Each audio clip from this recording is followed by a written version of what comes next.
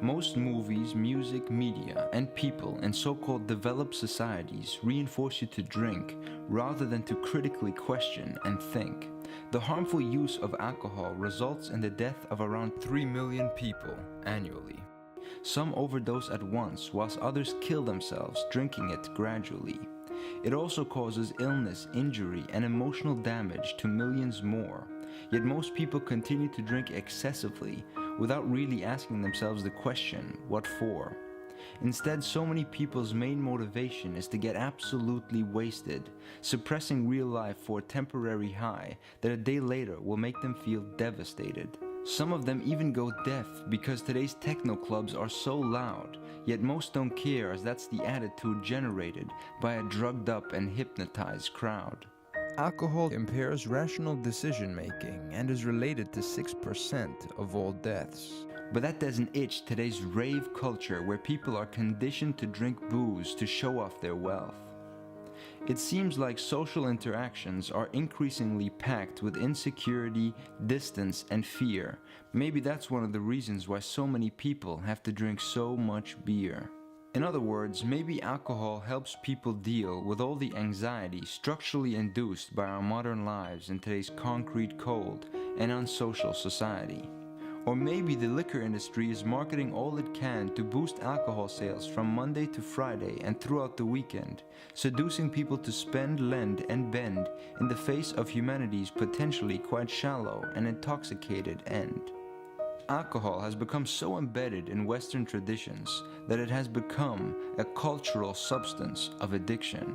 Hence, peer pressure is a big thing, as people tend to do what is socially reinforced by their immediate surroundings.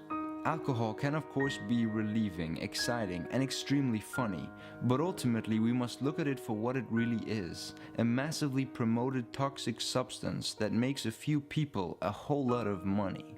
It's funny how alcohol is so widely accepted as it kills so many people, yet something like cannabis that doesn't kill anyone is still in so many places around the world illegal.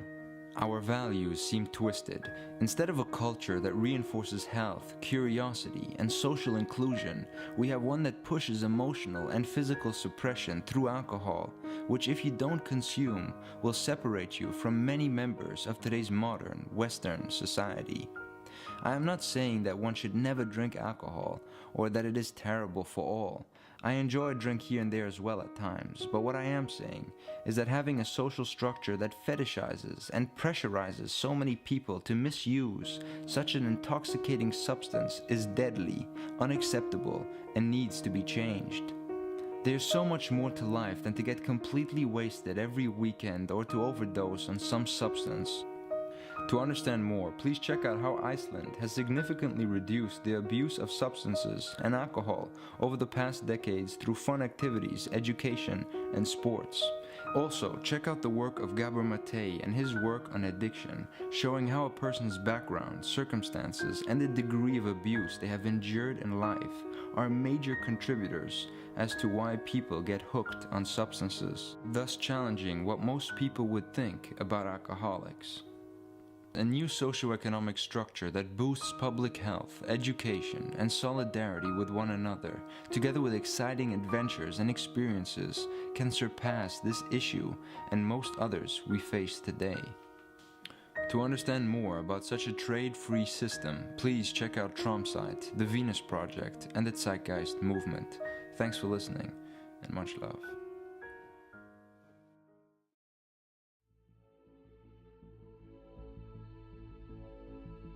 Also, if you want to see more TROM content and help this project grow, please support us on tromsite.com/donate.